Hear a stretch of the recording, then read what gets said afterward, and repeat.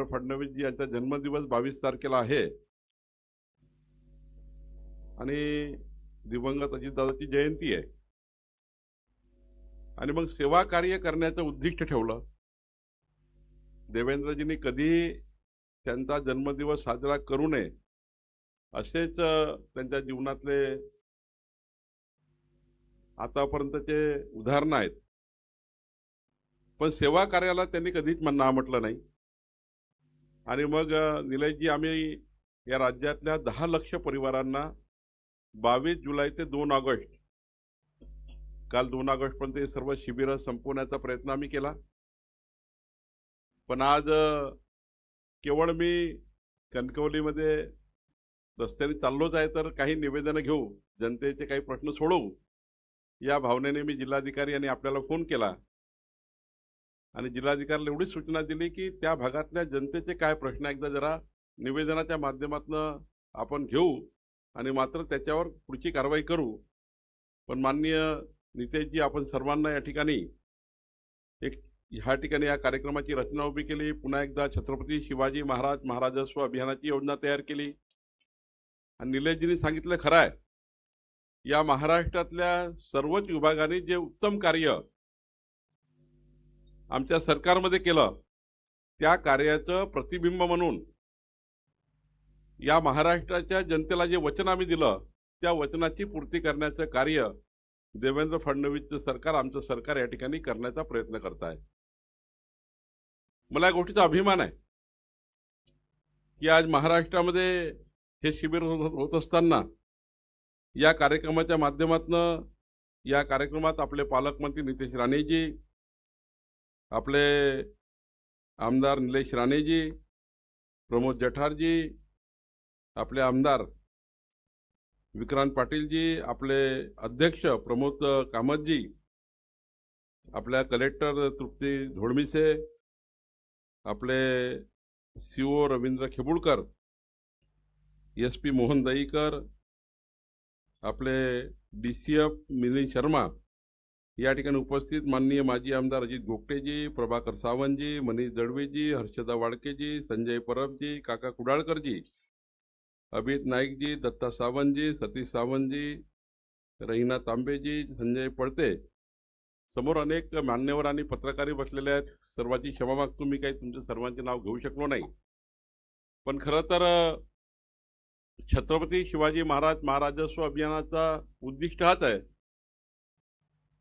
की ज्या जनतेने देवेंद्र फडणवीसांचं सरकार या महाराष्ट्रामध्ये विराजमान केलं, आज मला या गोष्टीचा अभिमान आहे की या महाराष्ट्राच्या निर्मितीपासून 3,18,00,000 मतं घेऊन 51.78% मतं घेऊन 288 पैकी 235 आमदाराचं सभागृह असलेलं आतापर्यंतच्या इतिहासातलं सर्वात मजबूत सरकार या महाराष्ट्रामध्ये नितेशजी, निलेशजी आपल्यावर विश्वास ठेवून आलेला आहे। आणि जेव्हा निवडणुकीच्या काळामध्ये आम्ही तीनही पक्षांनी, महायुतीच्या तीनही पक्षांनी वचन दिले होते की आमचं सरकार आल्यावर आम्ही हे वचनपूर्ती करू।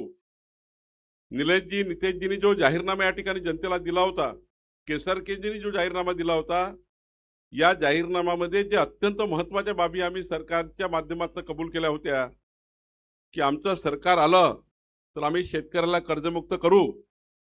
मला या गोष्टीचा अभिमान आहे की महाराष्ट्रातल्या 33 लाख शेतकऱ्यांचं 36,000 कोटी रुपये खर्च करून या महाराष्ट्राच्या जनतेचं कर्ज माफ करण्याचा निर्णय आमच्या सरकारने घेतला आणि आज खऱ्या अर्थाने पहिलं वचन आम्ही या महाराष्ट्रातल्या जनतेचं पूर्ण केलं। आमच्या देवेंद्रजींनी शब्द दिला होता, एकनाथजी आमच्या अजितदादांनी शब्द दिला होता, निवडणुकीच्या काळात आम्ही जे वचन दिलं होतं ते वचन पूर्ती करण्याचा आम्ही प्रयत्न केला। या महाराष्ट्रातल्या 45 लाख शेतकऱ्याच्या शेतामध्ये जो विजेचा पंप आहे त्या विजेच्या पंपावर 48,000 कोटी रुपये वीज बिल माफ होतं, वीज बिल होतं। 45 लाख शेतकऱ्याच्या शेती पंपावर 2 लाख रुपये, 1 लाख रुपये, 1.5 लाख रुपये असं त्या ठिकाणी विजेचं बिल होतं। पण मला या गोष्टीचा अभिमान आहे, आमचं सरकार आल्यानंतर माननीय मुख्यमंत्री देवेंद्र फडणवीसजींनी या राज्यातल्या 45 लाख शेतकऱ्यांचं 48,000 कोटी रुपये वीज बिल माफ केलं आणि खऱ्या अर्थाने आम्ही दिलेल्या जाहीरनाम्यामधली वचनपूर्ती आम्ही केली। एवढंच नाही तर आम्ही कबूल केलं होतं आमच्या बहिणींना, आमचं सरकार आल्यावर आम्ही विशेष लक्ष आमच्या बहिणीकडे देऊ. आज महाराष्ट्रामध्ये या देशातलं पहिलं राज्य आहे ज्यांनी महिला शेतकरी कायदा मंजूर केला. आपल्या विधिमंडळात यावर्षी या विधिमंडळात जो कायदा मंजूर झाला, निलेशजी आपण सर्वांनी कायदा मंजूर केला. या कायद्यामध्ये महत्वाची बाब काय आहे, शेतकरी बहीण असेल तिला तर शेतकरी दर्जा मिळतो, पण शेतात मजुरी काम करणारी, मत्स्य व्यवसाय करणारी, कृषीचा व्यवसाय करणारी महिला, शेतमजूर महिलेला शेतकरी कार्ड मिळत नाही, कारण या राज्यामध्ये कायदा नाही. पण आता आमच्या सरकारने असा कायदा आणलाय की केवळ शेतकरी महिलाच नाही तर शेतीमध्ये काम करणारी शेतमजूर महिला असेल, तिच्या नावानं शेती असो की नसो, तिला सुद्धा शेतकरी महिला म्हणून दर्जा देण्याचं काम आपल्या सरकारने केलं. आणि आता निलेशजी आपल्याला प्रत्येक विधानसभेतल्या सर्व शेतमजूर महिलांना, ती कुठलाही उद्योग करणारी, शेतामध्ये उद्योग करणारी महिला असेल, शेतमजूर महिला असेल, मत्स्य व्यवसाय उद्योग करणारी महिला असेल, या सर्वांना शेतकरी दर्जाचं कार्ड द्यायचं आहे. आणि हे कार्ड मिळाल्यानंतर राज्य सरकारच्या, केंद्र सरकारच्या सर्व योजना आमच्या शेतकरी महिलांना त्या ठिकाणी मिळणार आहे. खऱ्या अर्थाने या ठिकाणी या बाबीचाही समावेश आम्ही केला. माननीय मुख्यमंत्री देवेंद्र फडणवीसजी, एकनाथ शिंदेजी, सुनेत्रा पवारजी आणि आमचं सरकार हे समाजाच्या शेवटच्या गरीब माणसाच्या कल्याणाकरता काम करत आहे. आज छत्रपती शिवाजी महाराजस्व अभियान का म्हणतोय, कारण कोकणामध्ये आमच्या महाराष्ट्राला छत्रपती शिवाजी महाराजांची प्रेरणा आहे. देवेंद्रजीचं सरकार, आमचं सरकार हे छत्रपती शिवाजी महाराजांची जी लोकाभिमुख, पारदर्शी आणि गतिमान सरकारची भूमिका पुढे नेण्याचा प्रयत्न करतोय. आणि महामानव डॉक्टर बाबासाहेब आंबेडकरजींनी दिलेल्या संविधानाप्रमाणे समाजाच्या गरीब माणसाला संविधानाने त्यांचे हक्क मिळाले पाहिजे, ही भूमिका आमच्या महाराष्ट्राच्या सरकारची आहे. खऱ्या अर्थाने पंडित दीनदयाल उपाध्यायांची भूमिका आमची आहे की समाजाच्या शेवटच्या गरीब माणसाचं कल्याण झालं पाहिजे. जिथं अजूनही दिवा जळत नाही त्या ठिकाणी दिवा जाळला गेला पाहिजे, या भूमिकेतनं आमचं सरकार काम करत आहे. खरं तर या ठिकाणी मला या गोष्टीचा अभिमान आहे की आज सिंदूरमध्ये आमचे नेते नारायणजी राणे साहेब, ज्यांनी महसूल मंत्री म्हणून या महाराष्ट्राला नवी प्रेरणा दिली. आज जे मी काही करतो आहे त्यामध्ये जरी आमचं सरकार देवेंद्र फडणवीसचं सरकार असलं तरी या महाराष्ट्राचे पूर्व महसूल मंत्री नारायण राणेजींनी जो पायंडा या महाराष्ट्राला दिलेला आहे, महसूल मंत्री म्हणून त्यांनी काही निर्णय करून ठेवलेले आहे, त्या निर्णयाला पुढे नेण्याचा प्रयत्न आम्ही करतोय. या राज्याचे माजी मुख्यमंत्री नारायण राणेजी आणि महसूल मंत्री म्हणून असताना त्यांनी केलेल्या महाराष्ट्राच्या निर्णयामध्ये जे दूरगामी परिणाम आहे त्याचा पुढचा परिपाक आम्ही पुढे नेण्याचा प्रयत्न करतोय. आणि म्हणून मी येताना कोकणात दौरा करताना आधीच नारायण राणे साहेबांचा आशीर्वाद घेतला, फोनवर त्यांना विनंती केली की आज मी या ठिकाणी कोकणात जातोय, तुम्ही महसूल मंत्री म्हणून केलेलं काम या ठिकाणी पुढे नेण्याचा प्रयत्न आम्ही करतोय. निश्चितपणे त्यांच्या आशीर्वादाने या ठिकाणी आम्ही या सरकारच्या भूमिका देवेंद्रजी आणि आम्ही पुढे नेतोय. खरं तर महाराजस्व म्हणजे काय आहे, तर कामाचा वेग आणि न्यायाचा मार्ग या ठिकाणी मोकळा करतोय. सरकारला लोकांच्या दारी नेण्याचा प्रयत्न आम्ही करतोय. एवढंच नाही की निर्णय झाले, पण निर्णयाची अंमलबजावणी सिंदूर जिल्ह्यात होते की नाही, ती कणकवलीमध्ये होते की नाही, सावंतवाडीमध्ये होते की नाही, हे पाहण्याकरता हा या ठिकाणी प्रयत्न आमच्या सरकारचा आहे. एवढंच नाही, खऱ्या अर्थाने कायदा न पाळणाऱ्या लोकांना सक्त ताकीद देण्याचा निर्णय आम्ही करणार आहोत, पण कायदा पाळणाऱ्या लोकांच्या पाठीशी भक्कमपणे ताकद उभी करण्याची या ठिकाणी आमच्या सरकारने विचार केला आहे. आणि म्हणून या अभियानाच्या माध्यमातून विकसित महाराष्ट्राची भूमिका आम्ही तयार केलेली आहे. माननीय देवेंद्र फडणवीसजींनी विकसित महाराष्ट्राचा संकल्प केला आहे आणि या विकसित महाराष्ट्राच्या संकल्पाला पुढे नेण्याचं काम आपलं सरकार करत आहे. मला या गोष्टीचा अभिमान आहे की या महाराष्ट्रामध्ये आमचे मंत्री नितेश राणेजींनी ज्या पद्धतीने मत्स्य व्यवसाय विभागामध्ये आज प्रचंड क्रांती करण्याचा विचार केला आहे. या महाराष्ट्राच्या संपूर्ण मासेमारी करणाऱ्या प्रत्येक व्यक्तीला त्यांचा हक्काचा न्याय मिळवून देण्याचा अधिकार केला आहे. विदर्भ, मराठवाडा, पश्चिम महाराष्ट्र, उत्तर महाराष्ट्रात त्या ठिकाणी मत्स्य व्यवसाय करणाऱ्या छोट्या छोट्या त्या ठिकाणी वॉटर बॉडीमध्ये नवीनीकरण करून, आधुनिकीकरण करून आज मत्स्य व्यवसायाला महाराष्ट्राचा प्रचंड मजबूत मत्स्य व्यवसाय करण्याचा विचार केला आहे. आणि अनेक दिवसापासून ही जी संकल्पना होती की मत्स्य व्यवसायाला कृषीचा दर्जा दिला गेला पाहिजे. तो कृषीचा दर्जा देण्याचं काम आमच्या नितेश राणेजींनी करून दाखवलेलं आहे. खऱ्या अर्थाने कोकणातला आमचा शेर या महाराष्ट्रामध्ये प्रचंड ताकद निर्माण करतोय. याचा अभिमान माझ्यासारख्या कार्यकर्त्याला आहे. आज राज्यामध्ये कृषीचा दर्जा देण्याकरता अनेक लोकांनी प्रयत्न केला. एक दर्जा कृषी दर्जा मत्स्य व्यवसायाला मिळाला आणि प्रचंड ताकद आता मत्स्य व्यवसायाला मिळणार आहे. कृषीचा दर्जा मिळाल्याबरोबर केंद्र सरकारच्या राज्य सरकारच्या कृषीच्या योजना लागू होणार. वीज बिलाची सूट मिळणार. या ठिकाणी पीक कर्जाची सूट मिळणार. कृषीच्या जेवढ्या योजना आहेत तेवढ्या मत्स्य व्यवसायाला लागू करण्याचा निर्णय आमच्या नितेशजींनी केला. एवढंच नाही तर महाराष्ट्रामध्ये वेगवेगळ्या ठिकाणी मत्स्य व्यवसायामध्ये प्रचंड क्रांती आणण्याचा विचार केला. परवा मी रायगडमध्ये होतो. नितेशजी, तुमच्या या विभागाने मला आनंद या गोष्टीचा आहे की महाराष्ट्रात जेवढे शिबिर झाले पहिल्यांदा मत्स्य व्यवसाय विभागाने आपलं प्रेझेंटेशन प्रत्येक शिबिरामध्ये केलं आणि एकट्या रायगडमध्ये परवा 1,500 लोकांना त्यांनी या ठिकाणी मत्स्य व्यवसायाचं पीक त्या ठिकाणी छोटे छोटे मासे वाटप केले.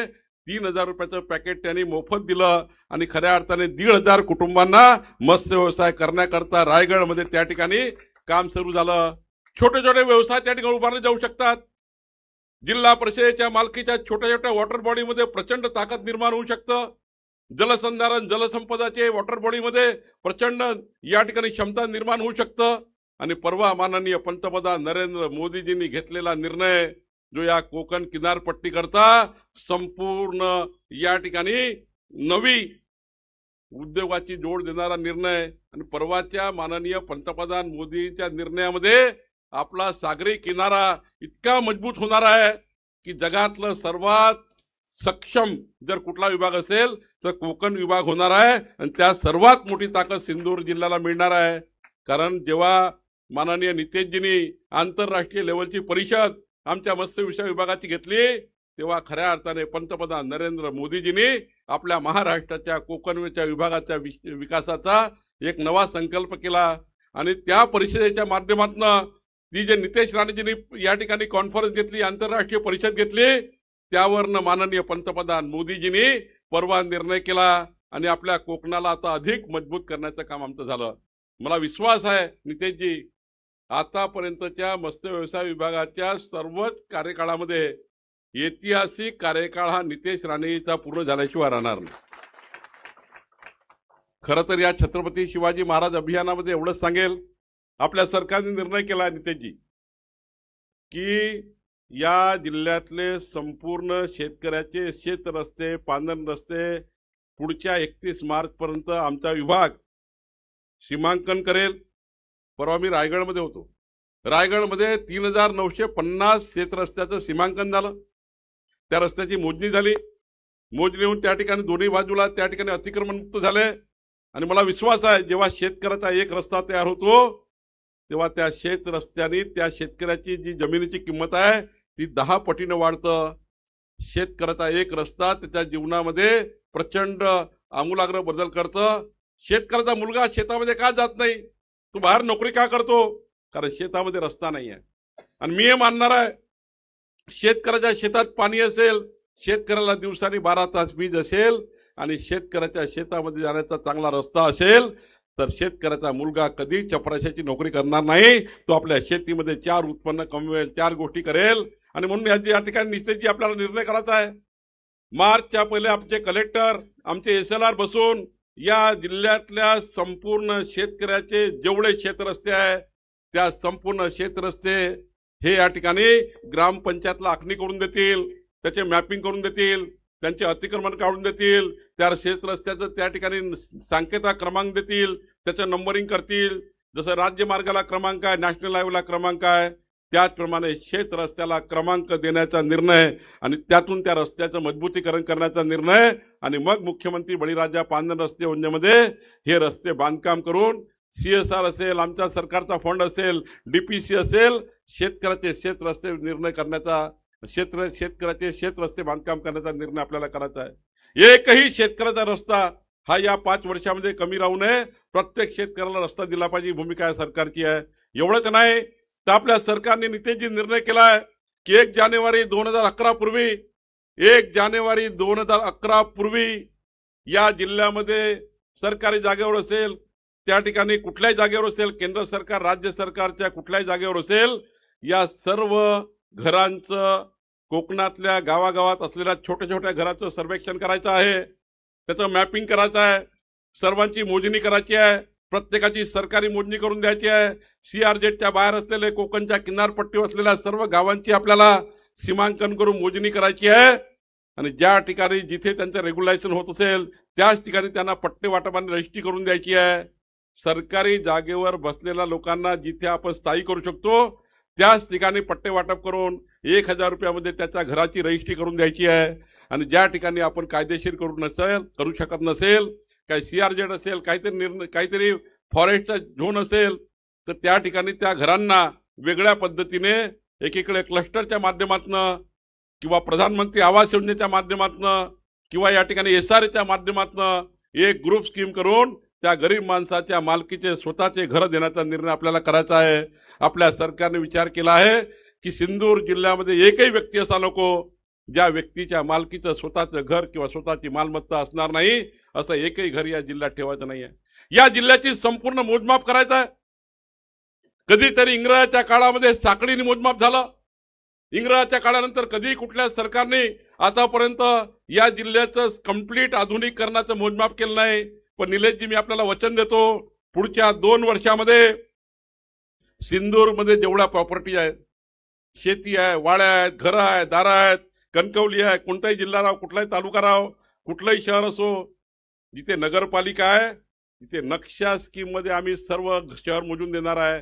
कणकवली असेल, कुडाळ असेल, सर्व शहर असतील, त्यांचं प्रत्येकाचे जे खाजगी घर आहेत त्या खाजगी घराची सरकारी मोजणी करण्याची जबाबदारी सरकारने घेतलेली आहे आणि त्या प्रत्येकाच्या घराचा मॅप करून प्रत्येकाला त्याचं प्रॉपर्टी कार्ड, स्वामित्व देण्याचा विचार आपल्या सरकारने केला आहे. एवढंच नाही तर ग्रामीण भागामधली सर्व पोटहिस्साची मोजणी आपण नितेशजी करणार आहोत. ही पोटहिस्साची मोजणी करून या ठिकाणी सर्वांना त्याच्या हक्काचा सातबारा आम्ही देणार आहोत. आणि एवढंच नाही, जे काही घरं आहेत गावठाणामधले त्यांना स्वामित्व योजनेच्या माध्यमातून प्रत्येक घरांचं मॅपिंग करून त्यांना देणार आहोत. या जिल्ह्यातला प्रत्येक प्रॉपर्टी कार्ड त्याच्या मालकीचं ओनरशिप देण्याचा निर्णय आम्ही सरकार करताय. खरं तर आपल्या सरकारने विचार केला आहे की या जिल्ह्यामध्ये 15/10/2024च्या पूर्वी 15/10/2024च्या पूर्वी मी डेट का सांगतोय, ती डेट कट ऑफ डेट आहे. 15/10/2024 पत्रकार मोद्यांना माझी विनंती, ही डेट आवर्जून लिहिली पाहिजे. 15/10/2024 पूर्वी खाजगी जागेवर लेआउटमध्ये गावठाणाच्या बाहेर जे काही घरं झाले असतील त्या घरांना आता आम्ही तुकडेबंदी कायदा रद्द करून गुंठेवारी कायद्याने या सर्व घरांना कायदेशीर करून देण्याचा निर्णय आपल्या सरकारने केला आहे. एकीकडे सरकारी जागेवरचे घरं कायदेशीर करणे, दुसरीकडे खाजगी जागेवर बसलेले पण त्या लेआउटमध्ये कायदेशीर मार्ग नसल्यामुळे त्यांना गुंठेवारी कायदा लावून रेग्युलाइज करणे. जनतेची मालमत्ता सुरक्षित करण्याची जबाबदारी आमची आहे. राज्यामधल्या सर्वच विभागांना अनन्यसाधारण महत्व आहे, पण 2 खाते इतके महत्वाचे आहेत, तुमच्या जीवाचं रक्षण करणारं पोलीस खातं आणि तुमच्या मालमत्तेचं रक्षण करणारं महसूल खातं. हे खऱ्या अर्थाने गरीब माणसाच्या जीवनाशी प्रचंड मजबूतीने काम करणारी जबाबदार खाते आहेत आणि तेवढ्या दोन्ही विभागांनी निर्णय घेतलाय. एकीकडे आमच्या पोलिसांचं खातं या सिंधूरला मजबूत करण्याचा निर्णय आम्ही करतोय. कुठल्याही प्रकारची गुंडागर्दी, बदमाशी या तालुक्यामध्ये होऊ नये, अवैध व्यवसाय तालुक्यात होऊ नये, या जिल्ह्यात होऊ नये, याकरता नितेशजी आणि मुख्यमंत्री प्रयत्न करतात आहे. या जिल्ह्यातली प्रॉपर्टी कायदेशीर करण्याचा निर्णय या राज्याचा महसूल मंत्री म्हणून मी करतो आहे. आणि निलेशजी, काळजी करू नका, आपण जेवढे विषय मला सांगितलेले आहे आकारी पडचा निर्णय करून देणार आहे. मला माहित आहे की विधिमंडळात तुम्ही ज्या पद्धतीनं पहिल्यांदा, मला या गोष्टीचा अभिमान आहे, निलेशजी समोर म्हणून सांगित नाही, त्यांनी माझ्या 4 गोष्टी सांगितल्या म्हणून सांगत नाही. इतक्या पोटतिडकीने एखादा विषय मांडता येतो, पण ज्याला जीव लावून, हृदयात टाकून, रक्तात मिसळून एखादा विषय जेव्हा कोणी मांडतो त्या व्यक्तीला जास्त महत्व आहे. निलेशजी जेव्हा मांडतात सभागृहात त्यांचं मन, हृदय, रक्त आणि पेटून उठतं. त्यांनी सांगितलं आकारी पडचा निर्णय झाला पाहिजे. मी तुम्हाला वचन देतो, आकारी पड, वनसंज्ञा,